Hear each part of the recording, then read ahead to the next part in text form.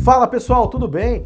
Queria falar para vocês que hoje vocês vão assistir uma entrevista que eu fiz ao lado do meu amigo Fernando Urrich com o Otávio Costa da Crescat Capital, um hedge fund lá dos Estados Unidos, e a gente falou de tudo, dos mercados globais, bonds, commodities, ações, economia. Ficou sensacional, mas se você não está inscrito no canal, se inscreve agora e dá o seu like aqui no vídeo também. E aí, pessoal, tudo bem? Hoje temos aqui um encontro muito legal. Estou aqui com o meu parceiro, Fernando Urrich, para participar aqui desse bate-papo.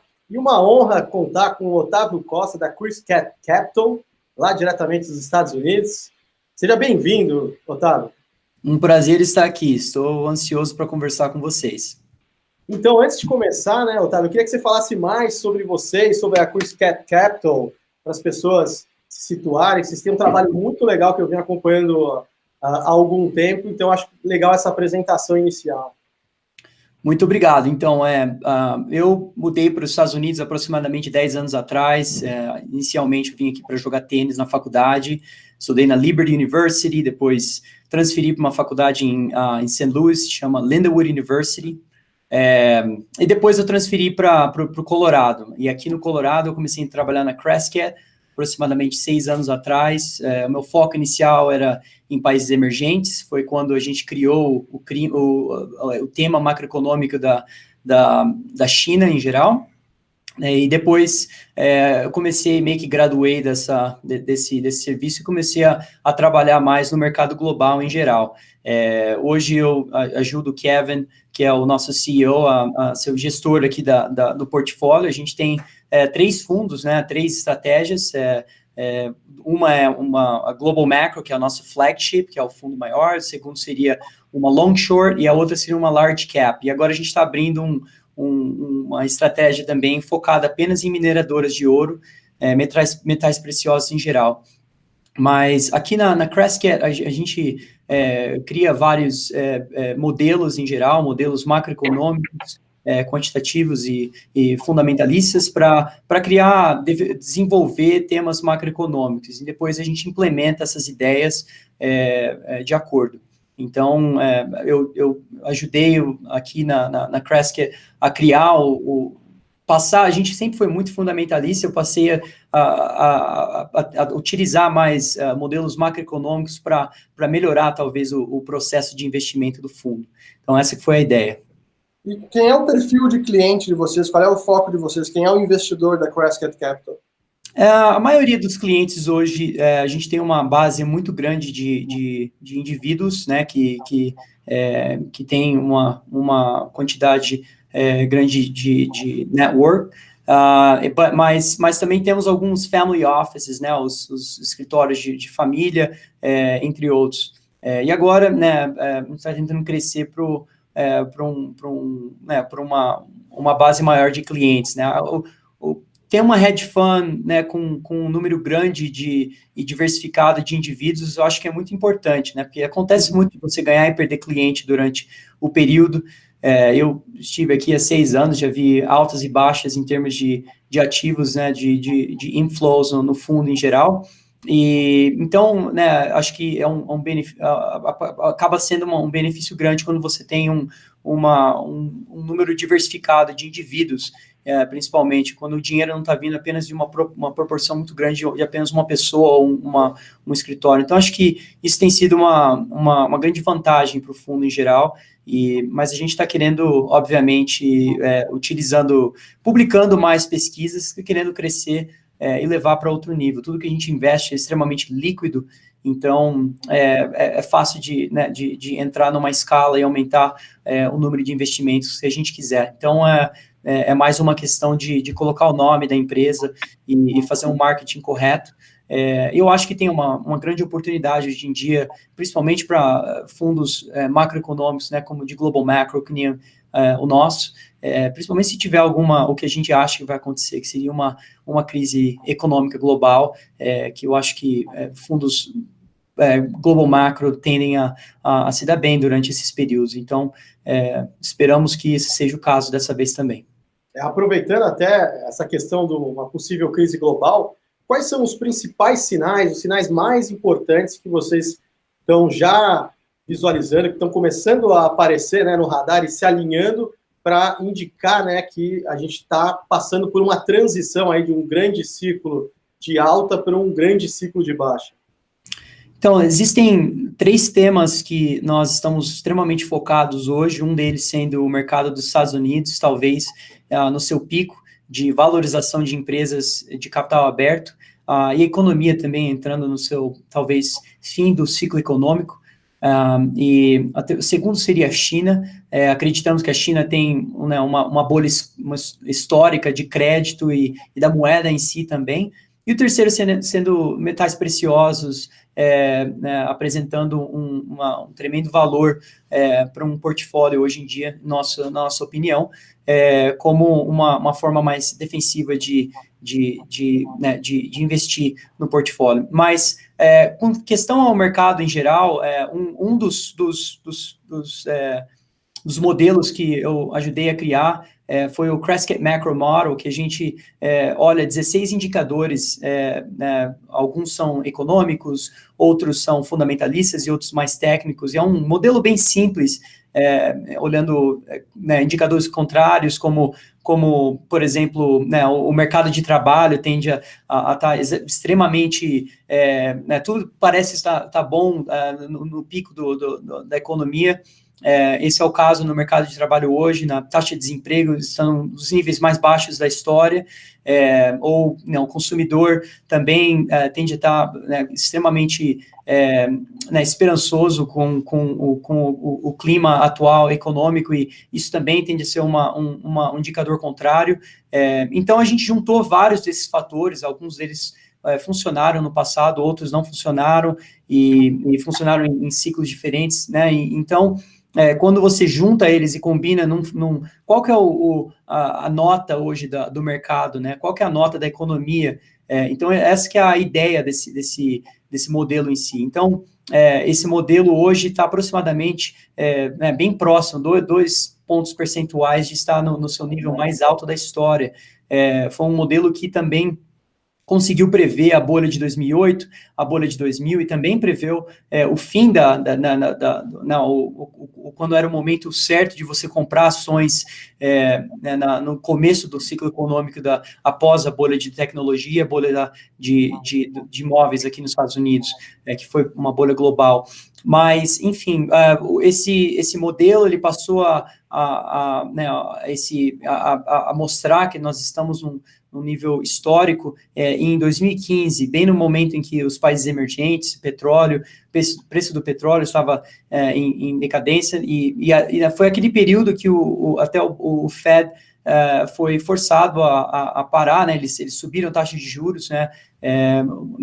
Em dezembro, o mercado caiu, e logo depois eles decidiram começar a pausar esse período de tightening, e isso causou que o ciclo econômico meio que se estendesse, onde nós estamos hoje.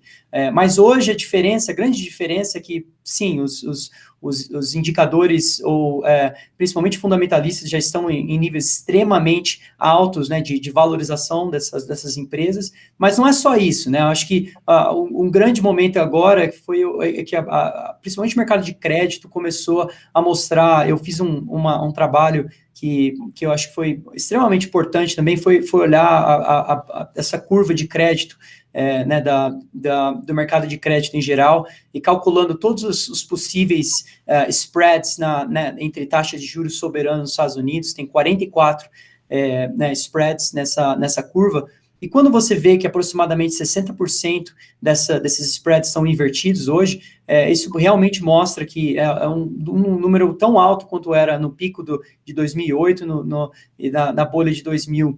Então, a curva de juros americana, né? O yield curve.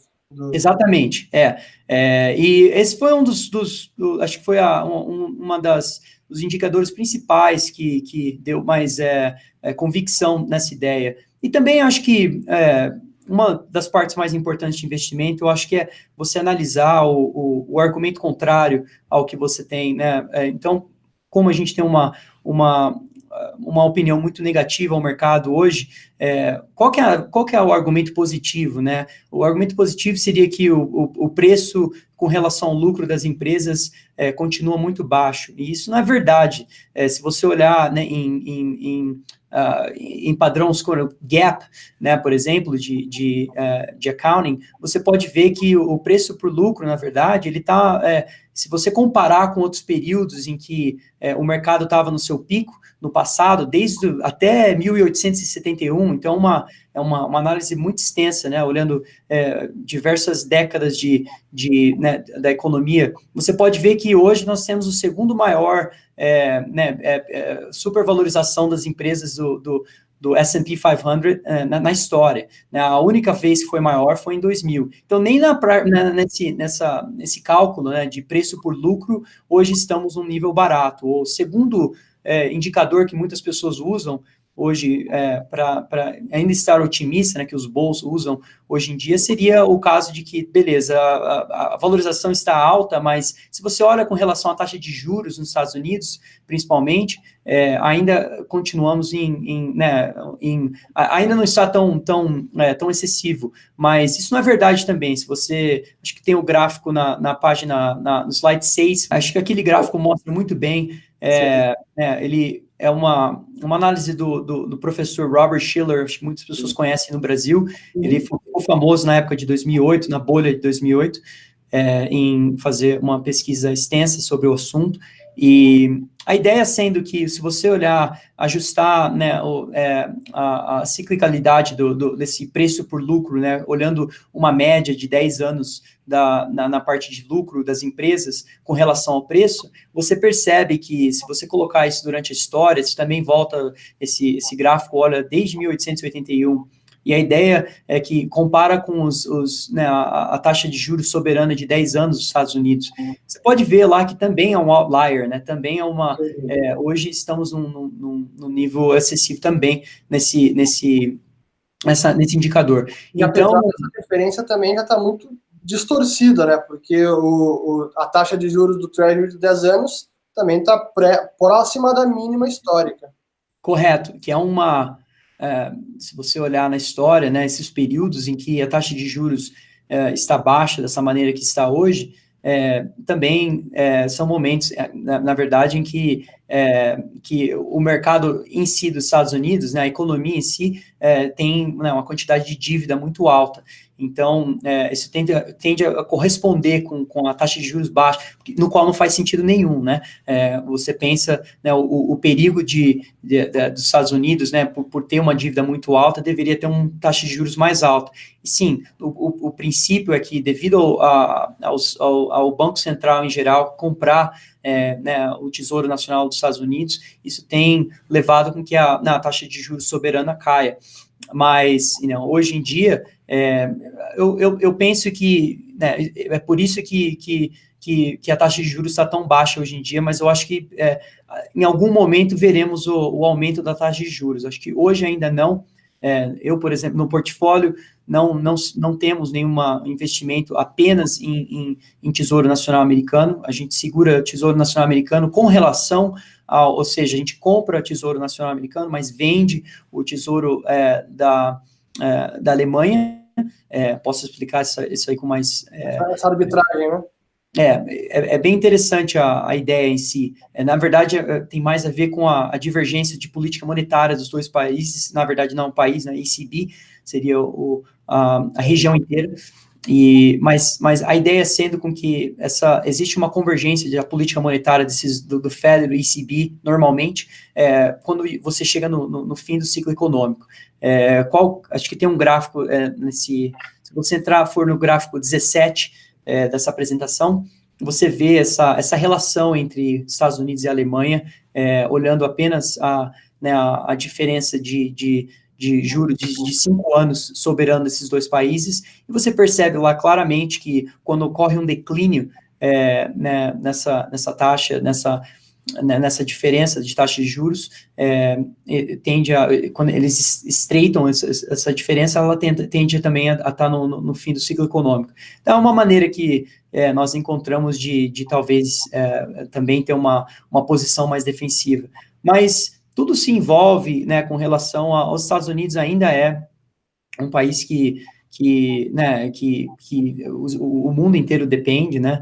Tudo bem que desde a crise de 2008, a China se responsabilizou por aproximadamente 60% do crescimento do PIB global, mas os Estados Unidos ainda, se os Estados Unidos ainda é um país extremamente enorme potência mundial, então é importante você ter uma opinião sobre o que está acontecendo aqui. Eu acho que, devido a essas políticas monetárias extremas aqui nos Estados Unidos e no mundo, os ativos, preços de ativo, de casas, de crédito corporativo, de empresas de capital aberto, capital privado, todas elas estão extremamente caras. Então, é muito difícil de achar valor em qualquer tipo de ativo. Então, juntando tudo isso, eu acho que nos dá a convicção que nós estamos bem próximos de um ponto de inflexão bem importante na economia global. E aproveitando, né, que a gente falou de economia em relação a índice de ações, você utiliza um indicador que eu acho muito interessante, que é que eu também gosto bastante, que é para ver a seletividade dos movimentos. E eu vi muito isso em 2000, antes do estouro da bolha da internet, quando o Nasdaq fazia novas máximas, mas nem todas as empresas faziam novas máximas, elas já não acompanhavam mais, elas não faziam novas máximas, seletividade. E, além disso, nesse movimento atual do SP500, e principalmente as últimas pernas de alta, me chama a atenção o fluxo de buybacks, né, das recompras de ação, né? Então, como é que você está vendo essa questão da combinação de seletividade, você tendo esse excesso de recompra, né, no fluxo, e não sendo um fluxo mesmo, sendo das próprias pessoas comprando? Você tocou um ponto importantíssimo, eu acho, que também você tem que fazer, na minha opinião, a análise mais a longo prazo, né, olhando, você apenas olhar, no caso, olhar apenas a parte fundamental de como as empresas estão supervalorizadas é extremamente importante, mas a gente fala muito sobre o tempo em que tudo vai começar, né, a crise vai começar ou algo do tipo. Agora, esse tipo de análise, olhando principalmente a liderança do mercado, né, é extremamente importante. No passado, como você falou aí na crise de 2000, né, durante o pico da bolha, o setor de tecnologia estava praticamente sozinho, fazendo a liderança do mercado dos Estados Unidos. Hoje em dia, se você olhar, né, a porcentagem de setores, esse gráfico está na página 9 dessa apresentação. É extremamente importante também, porque acho que são 27%, 23% dos setores hoje na economia dos Estados Unidos não estão mais no seu recorde, né, de alta, assim como, né, comparando com o S&P 500, que está praticamente no seu nível mais alto da história. Então, a gente já está começando a ver, você vê isso também em small caps, né, as empresas menores, já não estão no mesmo nível que estão as empresas maiores dos Estados Unidos. Você vê transports, né, as empresas de transporte em geral também não estão seguindo esse mesmo avanço. E também acho que o mais importante de todos seria o cobre, o preço do cobre, né, que é um indicador mundial, não apenas dos Estados Unidos. Também não está seguindo, acho que tem a divergência entre os dois, acho que aproximadamente 35 pontos percentuais entre os dois hoje em dia, então é muito grande, e talvez a China tem muito a ver com isso, pelo menos acho que uma parte importante de entender o mercado global, quem está no centro, né, desses imbalanços. Eu acredito muito que uma grande parte seja a China, principalmente devido à bolha de crédito que eles criaram nos últimos anos. Então, esse processo, né, que está desacelerando a economia em geral, eu acho que tem muito a ver com a China também. Enfim. E aí, a pergunta que alguns analistas fazem, e até alguns investidores têm dito, não, mas agora com o Fed reduzindo a taxa de juros, o Banco Central vai conseguir, e os demais bancos centrais vão conseguir segurar alguma recessão e vão prolongar esse ciclo econômico e não veremos uma reversão forte das ações e nem da economia, não vai ter problema. Os bancos centrais conseguem, mais uma vez, evitar uma recessão. Você acredita nessa tese ou ela está cada vez menos provável? Essa é uma das coisas que eu mais tenho dificuldade em acreditar ou concordar. Devido à história, né? Se você olhar a história dessa intervenção de bancos centrais em geral, ela nunca conseguiu prevenir a mudança do ciclo econômico, principalmente essas mudanças para o lado negativo. Se você olhar as últimas 2 vezes que o Banco Central cortou a taxa de juros dos Estados Unidos no pico do ciclo econômico, foi em julho de 2007 e também em janeiro de 2001, as duas foram bem próximas do pico da bolha, dos últimos fins do ciclo econômico na história da economia americana e mundial, mas também, se você olhar a crise global de 2008, em 2006 até aproximadamente 2008, antes do primeiro estímulo do Banco Central dos Estados Unidos, que foi o QE, né, o primeiro, antes dele, os bancos centrais mundiais imprimiram aproximadamente um pouco mais de $1 trilhão. Isso não salvou a economia global a entrar num buraco. Então, acho isso, muitas pessoas esquecem disso, mas se você olhar o período inteiro durante a crise, o estímulo foi próximo de $3 trilhões na época.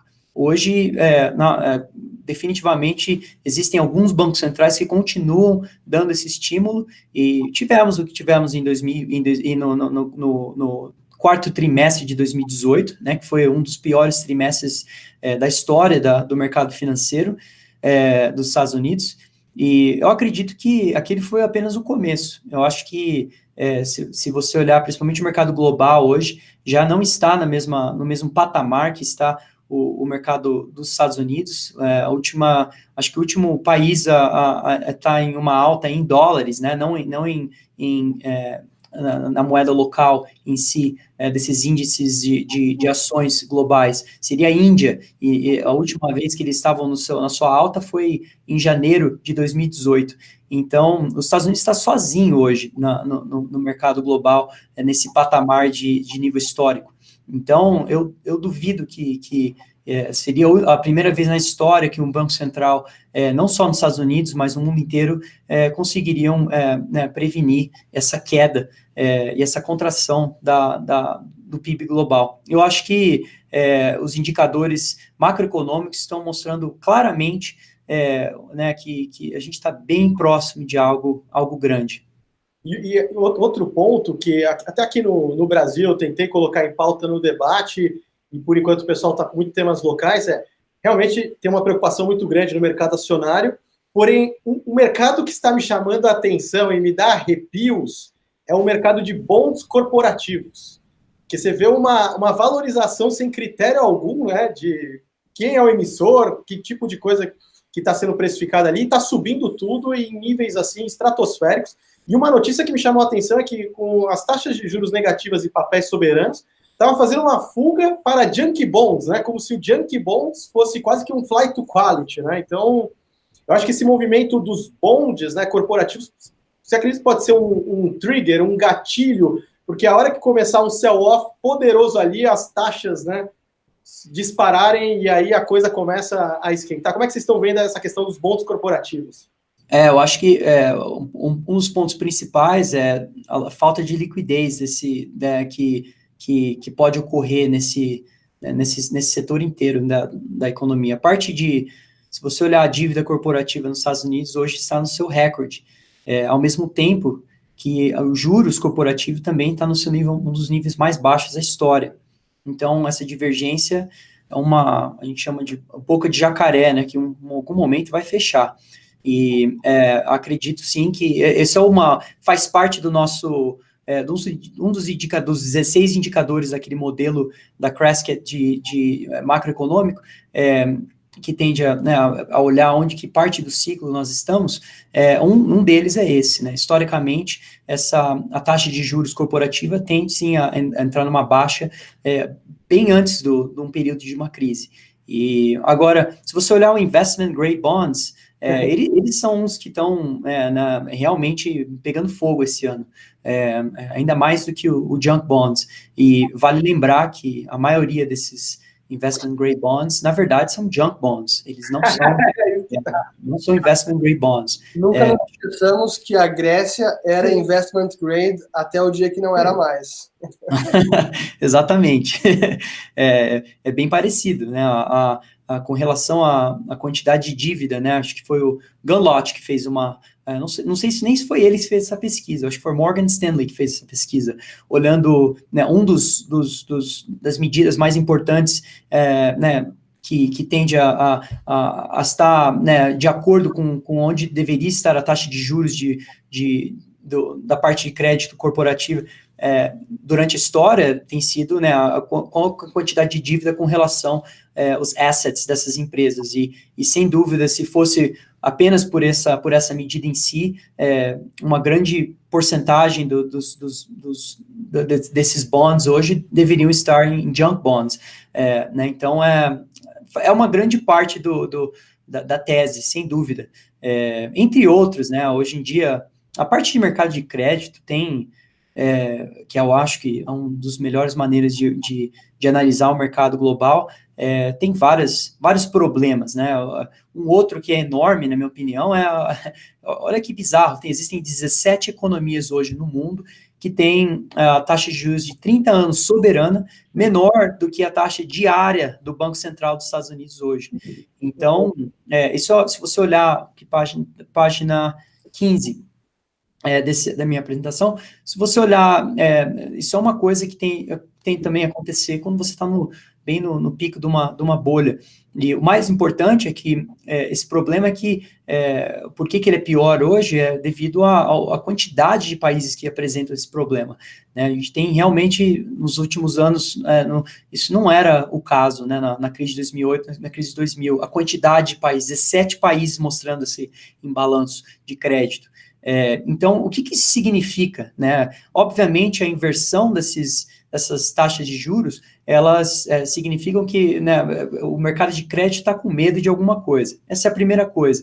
A segunda coisa que eu penso também é que talvez a taxa de juros dos Estados Unidos esteja um pouco alta com relação à taxa de juros globais. Então, aí volta aquela ideia de comprar tesouro nacional americano e vender o tesouro alemão. Então, talvez nessa convergência das política monetária, o que for. E o terceiro seria, né, nós sim temos uma posição extremamente otimista com relação ao ouro e metais preciosos, prata, mineradoras, mas o nosso fundo também tem uma posição positiva com relação ao dólar, devido a esse imbalanço de crédito. Então, se você espera com que os investidores em geral, imagina você é uma pensão, em geral, eles têm que alocar uma parte desse dinheiro no mercado de crédito. Então, você imagina que tem, assim, passe eles a investir mais em ativos que se denominam em dólares, e se isso ocorrer, você imagina também que existe uma demanda para dólar em geral, principalmente com dólar em relação à moeda chinesa, a moeda de Hong Kong.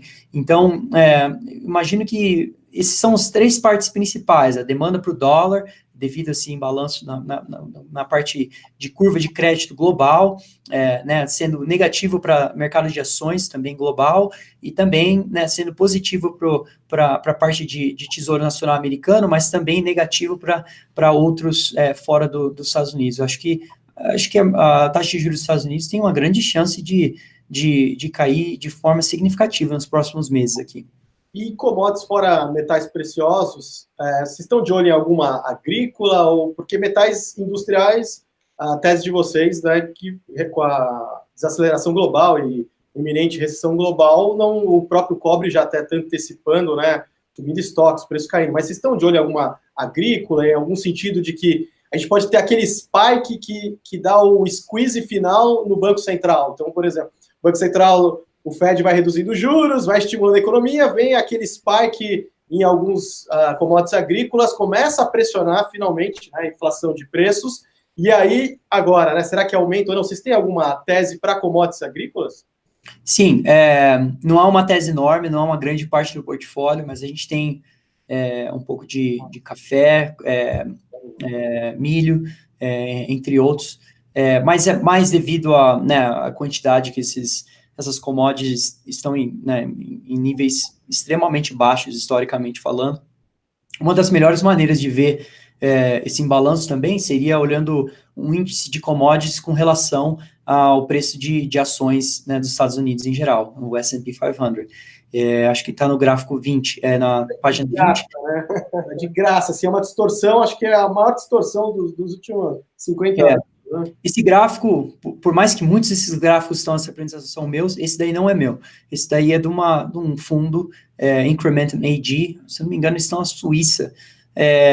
O nome dele é Ron, extremamente inteligente, e ele que criou esse gráfico, e eu confio muito nessa ideia, né? Acho que em algum momento a gente vai ver um dos problemas aí. Tem gente que né, uma maneira de implementar essa ideia, na nossa opinião, é ter uma quantidade significativa de metais preciosos, um pouco de produtos de agricultura, e acho que a parte de petróleo que é a mais difícil, devido à demanda alta da China em geral, e como a gente tem uma posição extremamente negativa à China e à moeda deles, estando super valorizada, na nossa opinião, é difícil você ter uma posição otimista para o mercado de petróleo. Então, esse é um deles, e o mercado de cobre também, que nós não estamos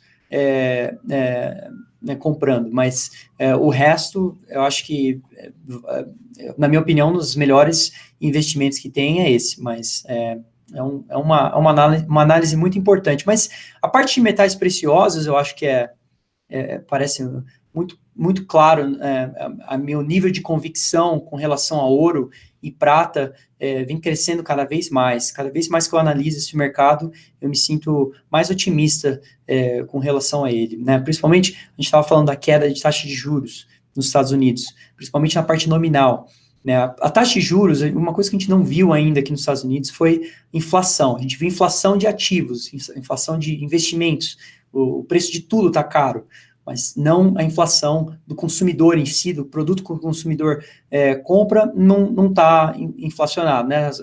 É relativamente barato. Talvez devido à mudança tecnológica, né? Amazon, Uber, entre outros, causam o preço de produtos e serviços a serem menores. Eu acredito que tem uma grande parte que seja isso, mas o tema do metais preciosos é muito mais com relação a onde nós estamos no ciclo econômico, e não tanto na parte de inflação. A parte inflacionária seria mais, se acontecesse, seria ótimo, né? Seria perfeito, mas não é uma parte da tese que a inflação aumente. Eu acredito sim que a quantidade de dívida mundial e emissão de dinheiro em si de bancos centrais vai um dia levar indicadores de inflação a aumentarem, mas ainda não é o caso, não estamos vendo isso. Agora, o declínio da taxa de juros nominal soberana dos Estados Unidos, principalmente de 2 anos, é importante porque ela causa a taxa de juros soberana real acontecer o mesmo problema, ela cai também. E é isso que estamos vendo hoje. Se você olhar essa taxa real dos Estados Unidos, de taxa soberana invertida com relação ao ouro em si, acho que está na página 19, você vê que eles seguem, essas duas linhas seguem há muito tempo, e se você tem a mesma opinião que a taxa de juros dos Estados Unidos de 2 anos vai continuar a cair, e as outras taxas de juros vão continuar nessa decadência, eu acho que também é válido você também pensar que ouro tem a tendência em subir também com esse movimento. Então, é um desenvolvimento do mercado de crédito, mais uma vez, que está até causando o nosso nível de convicção com relação a metais preciosos a aumentar de forma significativa. Quando a gente analisa essa queda quase que secular da taxa de juros, especialmente que se intensificou, especialmente desde a crise de 2008, eu vejo que agora tem basicamente 2 teses. De um lado, que eu acredito, acho que o Richard também, que uma boa parte da razão dessa queda está na criação de base monetária pelos bancos centrais, adquirindo esses títulos no mercado, então criando liquidez, colocando nos seus balanços, jogou o preço para cima desses títulos, caiu os juros. Mas tem uma outra tese que eu vejo que está cada vez crescente, até vi o Ben Bernanke falando sobre isso recentemente, que, na verdade, a causa estrutural da queda dos juros é que as pessoas estão poupando mais, é porque a dívida está pesando sobre o crescimento econômico, sem crescimento econômico não tem inflação, e não tendo inflação não precisa aumentar juros, então essa é a causa da queda dos juros. Quase como se a intervenção dos bancos centrais fosse mais para remediar o problema da queda e não causa. Queria que você também comentasse isso, como é que você enxerga esse embate de teses sobre a queda da taxa de juros? Eu acho que eu não acredito que seja devido principalmente a parte de savings, né, quanto que os consumidores estão economizando em geral, não, investidores em geral, afinal, acho que isso que causou a bolha em vários mercados. Uma maneira que também está no indicador do nosso modelo na Crescat é simplesmente household savings aqui nos Estados Unidos, que também está numa parte extremamente baixa hoje em dia. Então, o consumidor não está salvando tanto. Mas eu acho que o problema da taxa de juros estar tão baixa tem muito a ver com o que você falou primeiro, a intervenção dos bancos centrais em geral. Eles não... essas economias hoje em dia, devido à quantidade de dívida, eles são forçados a comprar esses produtos porque eles têm que baixar a taxa de juros. Se eles não baixarem a taxa de juros, eles não se sustentam, né? Eles não conseguem pagar a própria dívida. Uhum. Então, é um problema que um dia vai vir também. Eu acho que os Estados Unidos, hoje em dia, principalmente com essa política mais agressiva, né, de baixar a taxa de juros, eu nunca vi essa baixa de taxa de juros, a não ser que seja por um desaquecimento global, né, da economia em si, no qual eu acho que esse que é o problema, mas eu nunca vi a baixa de taxa de juros da maneira da situação que estamos hoje na economia. Eu não acho que a curto prazo vai criar inflação, mas vamos supor que crie, né? Eu acho que as pessoas esqueceram dos anos de 1970, 60. O brasileiro conhece muito bem a inflação, porque passou por esse problema por décadas, ainda passa. Mas aqui nos Estados Unidos as pessoas não têm noção do que é a inflação. E eu acho que a gente está mexendo com fogo com relação a isso. Se ocorrer algum disrupto, não sei, petróleo, o que for, que cause um aumento de inflação fora do normal, isso ia acabar. Os Estados Unidos não tem como sustentar, tem bolha em tudo, tem bolha na parte de imóvel, na parte de crédito, na parte de ações. Isso não tem aonde você se esconder, a não ser que seja nos metais preciosos. Em algumas pessoas iriam falar também na parte de criptomoeda. Então, esse tipo de recessão é a pior que existe, é inflacionária. Ela não tem pior, nós não tivemos uma dessa há muito tempo. Em 1970, o mercado de ações entrou em um declínio muito agressivo. Foi um problema dramático na época. Mas... Desculpa interromper, mas acho que isso é um ponto importante, porque eu vejo que especialmente os chamados value investors, os que seguem Buffett, Munger, eles acreditam muito mais na proteção hoje no hedge em cash, em treasuries, em T-bills, esses serão cash equivalents, do que em ouro. Pelo contrário, eles não encaram o ouro como um ativo a se ter num portfólio. Eu também concordo com você, e o Richard aqui também, que em algum momento isso vai mudar. Assim, aí a proteção não vai mais estar em ativos denominados numa moeda que está sendo depreciada. Aí, quando você acha, eu sei que é difícil fazer um time, mas quando você acha que essa percepção de segurança, que hoje está praticamente 100% do mercado, segurança é treasuries, é cash, quando vai mudar essa percepção? Olha, acho que segurança não é mais isso, talvez realmente tem que ficar overweight em ouro, como o próprio Ray Dalio tem falado agora. Eu acho que estamos bem no começo desse processo, na minha opinião. Existem várias maneiras de ver isso, né? Qual a quantidade de investimento, porcentagem de investimentos de pensões, de pessoas da minha geração, por exemplo, os millennials, ninguém fala de ouro na minha idade. Ninguém. Eu não conheço um amigo meu que veio falar para mim quanto que o ouro subiu semana passada. Ninguém. É interessante isso, porque as pessoas não conhecem, ou não entendem, ou não fazem matemática, ou não olham a história. Eu não sei qual o grande problema, mas eu acredito sim que se você olhar a história, né, principalmente da proporção, o Ray Dalio acabou ficando famoso por isso, né, e nas últimas semanas, eu fiz uma apresentação no Real Vision sobre essa trade, né, essa ideia de investimento. Na época realmente, eu falei, esse período de inversão na curva de crédito, ela é extremamente positiva para a compra de ouro e a venda de ações. Então, eu acredito muito nisso, acho muito difícil, acho que é muito difícil esse investimento não dar certo nos próximos 2 a 3 anos. Eu tenho uma convicção muito alta nesse investimento hoje, e é o que nós estamos fazendo no portfólio. Não escuto muito isso de outras pessoas. O Ray Dalio falou agora, essa semana, 2 semanas atrás, mas foi a primeira vez que eu escutei alguém maior falando sobre isso. O Paul Tudor Jones falou também sobre ouro sendo o investimento dele favorito dos próximos 2 anos. Então, algumas pessoas, né, próprio Druckenmiller também falou em alguns meses atrás que também gosta de ouro. Eu acho que escutar essas pessoas que têm um histórico de entender o cenário macroeconômico muito bem, entender o que vai acontecer nos próximos anos, eu acho isso extremamente importante. Mas, enfim, eu acho que falta realmente... Eu entendo o lado de pessoas como Warren Buffett, obviamente, um dos melhores investidores, talvez o melhor da história. Ele não gosta de ouro, né? Também não gosta de criptomoeda. Mas a minha ideia em si, eu aprecio muito a credibilidade, a história de credibilidade do ouro como uma moeda, né?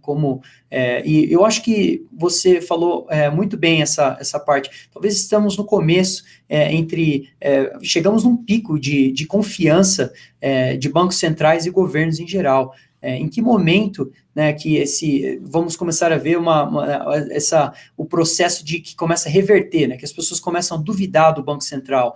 Eu acho que toda a comunidade de criptomoeda, até as pessoas mais velhas que gostam de ouro, eu acho que está começando a esquentar de novo esse assunto. Então, eu acho que não existe, na minha opinião, não existe momento melhor do que comprar metais preciosos do que hoje em dia, devido a esses, não só em balanço macroeconômico, mas o número de pessoas que não acreditam na ideia em si, né? Então, eu sempre estou interessado em ideias que não estão na tendência, né, de investimento hoje em dia. Qual que é a tendência? Investir em ações, investir no mercado de crédito, principalmente em países emergentes hoje em dia. Aqui nos Estados Unidos, a gente escuta bastante investimento, né, em pessoas muito otimistas no mercado, como nos Estados Unidos, até próprio no Brasil, até na Índia, na China. As pessoas não fazem uma análise tão completa com relação ao que está acontecendo nesses países, principalmente na China. Então, eu acredito que se você fizer um estudo de bolhas de crédito na história, principalmente de países emergentes, um dos melhores investimentos que existem é você comprar ouro na moeda local. Por isso que ouro na moeda chinesa parece, né, um dos melhores investimentos, na nossa opinião, hoje em dia. E é um metal, né, é um ativo que está começando a subir nos últimos meses, de uma forma que não tem realmente mexido nos últimos anos, nos últimos 3, 4 anos, ele tem praticamente estava estagnado, né, num patamar, e agora está começando a parecer que vai subir. Então, são coisas que nós estamos bem atentos e já é uma posição já implementada no portfólio. E aproveitando um gancho, teve uma tese que foi muito forte aqui no Brasil em 2007 e 2008, de que os países emergentes iriam se descolar dos desenvolvidos enquanto tivesse uma recessão global, e iam sair ilesos, né? E por incrível que pareça, 10 anos depois, eu ouço isso aqui no Brasil, falando, como o Brasil está no início de ciclo, ele vai sair ileso de uma possível recessão global, não tem problema. E mais, tem pessoas, inclusive, que recomendam uma exposição de portfólio praticamente toda na moeda real, aqui em reais, frente a uma recessão global. Então, a tese de vocês vai na direção oposta, no sentido de que você tem uma recessão global, ninguém escapa, não tem para onde fugir, a não ser você estar em metais preciosos, criptos e principalmente o ouro, né, que é algo que já se provou no tempo, né, há milênios, né, se a gente pudesse viajar no tempo, 1000 anos atrás, com uma maleta de ouros, a gente ia conseguir fazer bons negócios no passado. Agora, se a gente fosse com uma maleta de dólares, o cara ia falar, meu, que papel é esse aí? Que piada. Então, como é que você vê essa tese que está começando a surgir, por incrível que pareça, do descolamento dos emergentes, principalmente do Brasil, que dizem que está no começo de um ciclo, então por isso ele sairia ileso? O Brasil, ele não é uma posição muito grande no nosso portfólio em termos de estar vendido no mercado de ações, mas devido a... Nós estamos procurando quais são as empresas mais supervalorizadas do mundo hoje. Muitas delas são chinesas e americanas. E não são as chinesas que estão na China em si, são as que, na verdade, o Alibaba, entre outros. São esse grupo de empresas que estão no mercado aqui dos Estados Unidos. Então, a parte eu entendo, tem um fator positivo do país emergente, né? Qual que é? Se o Banco Central passa, né, a fazer uma política monetária mais agressiva, com relação a baixando a taxa de juros, né, parando de vender os ativos do seu balance sheet, entre outros, eu acho que tudo isso é positivo, né, para a liquidez do mercado emergente. O grande problema é que, quando existe o fim do ciclo econômico, o mundo inteiro entra em problema. O Brasil hoje, ele se você olhar Ibovespa, você olhar a mudança do Ibovespa anual, com relação à mudança de, por exemplo, do mercado até eu sei que minério de ferro ainda é maior, mas o mercado de cobre em si, ou apenas commodities industriais em geral, se você olhar a mudança anual deles, a correlação dos dois é muito alta. E quem que é o maior comprador desses produtos? É a China.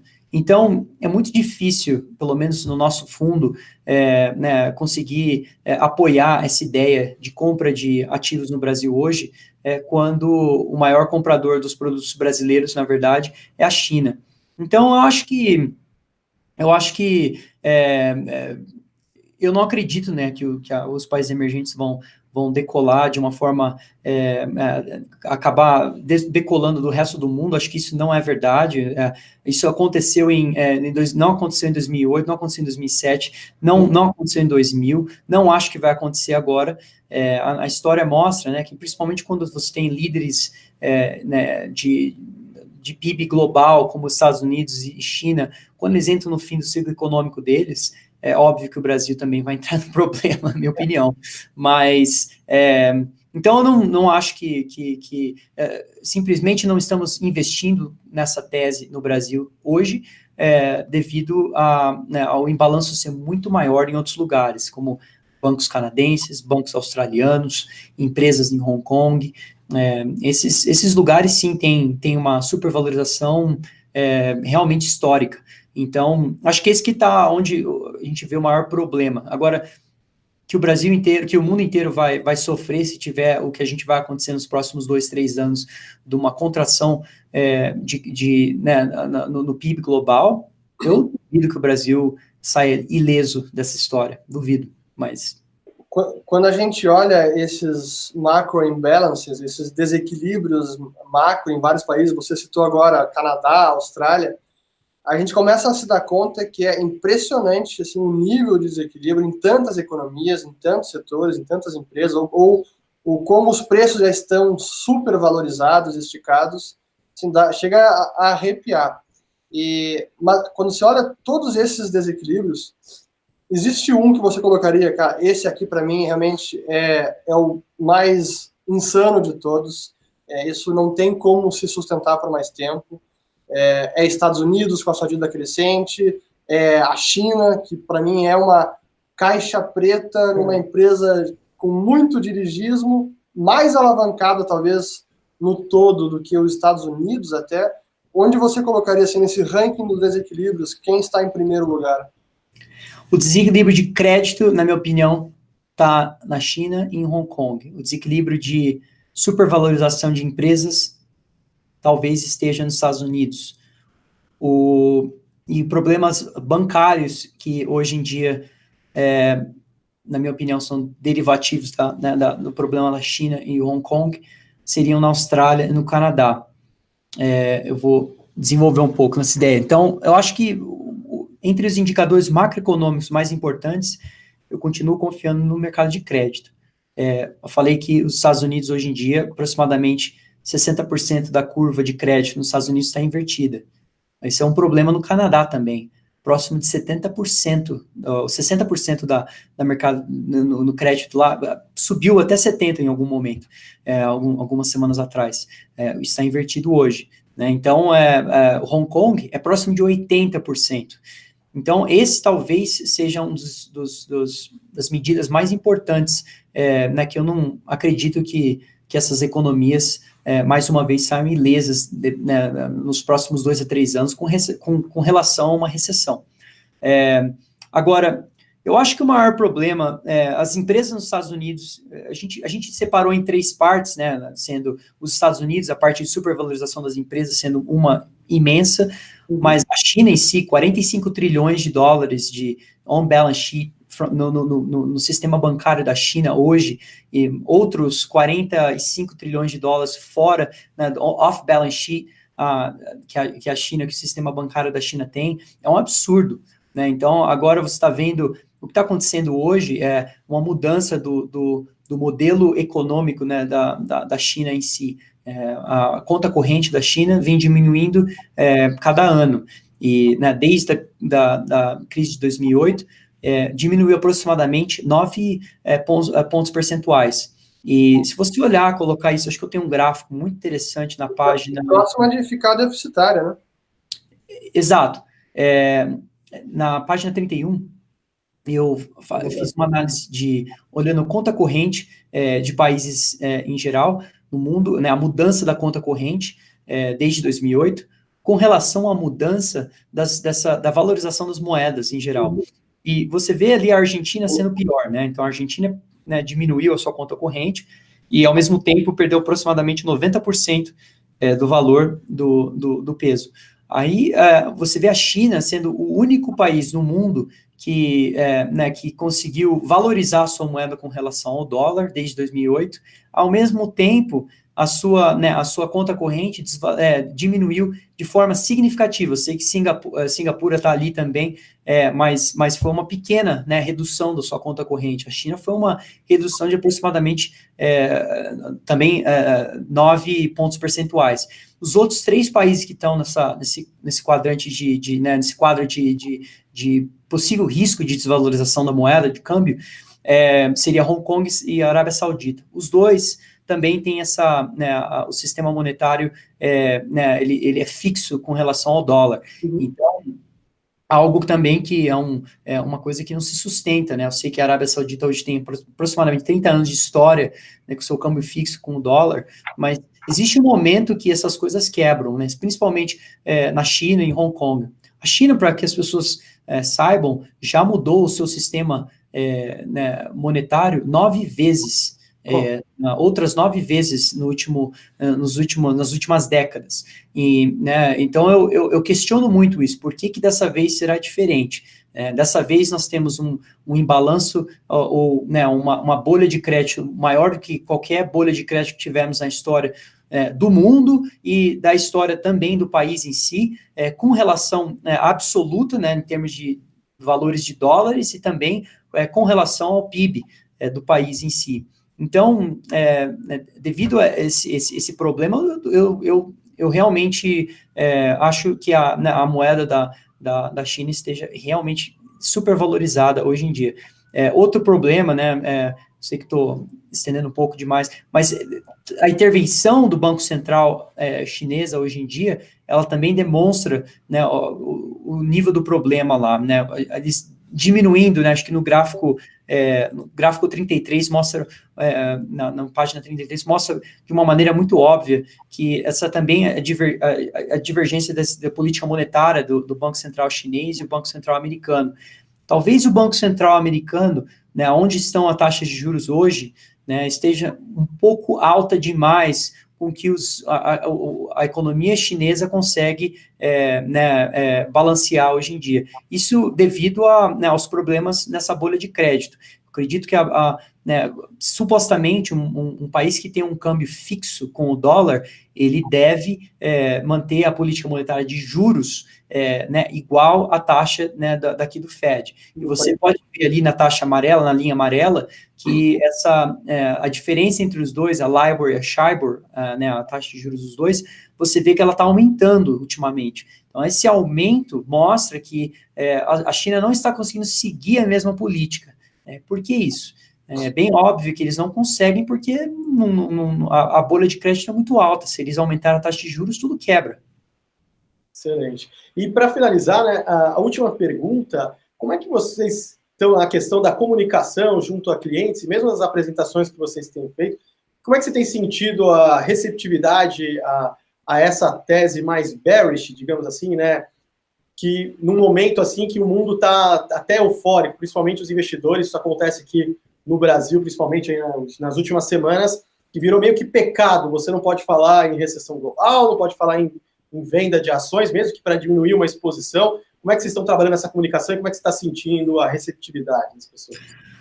É impressionante a conversa com investidores ou pessoas que têm interesse em investir no nosso fundo, é muito interessante, devido a muitos deles, nossa, eu concordo muito com a tese, mas não concordo com o tempo, não acho que isso vai acontecer nos próximos meses, por causa que a intervenção de bancos centrais vai conseguir prevenir essa mudança do ciclo econômico. Isso tem sido uma barreira muito difícil de superar nos últimos meses, e eu continuo acreditando que essas pessoas que investem dessa maneira, principalmente que estão tentando espremer esse suco, essa última parte do suco da laranja aí, desse bull market aqui nos Estados Unidos, será que vale a pena o risco? Vendo todos esses imbalanços, principalmente macroeconômicos, parte de crédito, a parte da economia, o mercado de trabalho estando tão agitado como está hoje, está numa parte extrema, confiança do consumidor, a taxa de juros corporativa, tem indicadores hoje em dia que apresentam que estamos talvez realmente no pico do ciclo. Eu acho que não vale não vale o risco, esse investimento, mas você ficaria surpreso em ouvir o que a gente ouve aqui quando a gente conversa com esses investidores que estão interessados no nosso fundo. É muito difícil você transmitir a mensagem correta.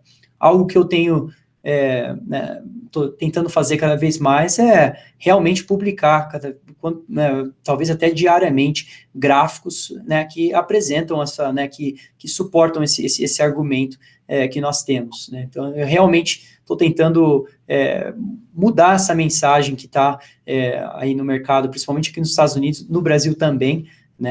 Muitas pessoas esqueceram o que parece numa crise. Uma crise, a liquidez é tudo. Você está líquido e pronto para aproveitar a queda numa recessão. Ela se você conversar com os maiores investidores do mundo, esse é o momento mais importante. É quando você tem uma quantidade grande, talvez de cash ou que seja ouro, o que você se sente confortável, e dependendo do seu apetite de risco. Se você está líquido nesse momento, não está comprando ações que passam a cair 60%, 70% do seu valor, perdendo o seu capital, não podendo aproveitar do preço, de preços extremamente baratos, que acontecem durante o fim de uma recessão. Esse é o momento mais importante que tem para o investidor, de aproveitar esses momentos de pânico. Então, é exatamente isso que e o nosso fundo está focado em acertar essa mudança do ciclo e depois aproveitar a outra parte da perna, que seria a parte da subida do mercado em si.